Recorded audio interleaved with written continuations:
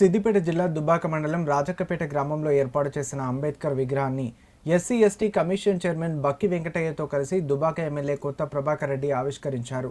విగ్రహానికి పూలమాల వేసి ఘనంగా నివాళులర్పించారు. 75వ రాజ్యాంగ దినోత్సవం సందర్భంగా రాజ్యాంగ పుస్తకాలను ఆవిష్కరించారు. అనంతరం భారత రాజ్యాంగ దినోత్సవం పురస్కరించుకొని ఒకరికొకరు మిఠాయిలు తినిపించుకుంటూ సంబరాలు నిర్వహించారు.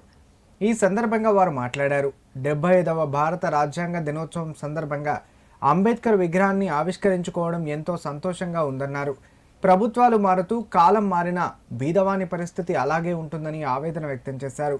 ఎస్సీ ఎస్టీల గురించి ఏ ప్రభుత్వాలు పట్టించుకోలేదని, బీఆర్ఎస్ ప్రభుత్వంలో ఎస్సీల అభివృద్ధి కోసం దళిత బంధు తీసుకొచ్చి వారి అభివృద్ధికి కృషి చేసిన ఏకైక ప్రభుత్వం బీఆర్ఎస్ ప్రభుత్వం అన్నారు.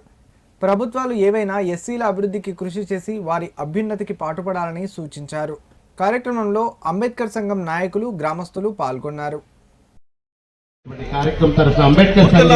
రాజ్యాంగం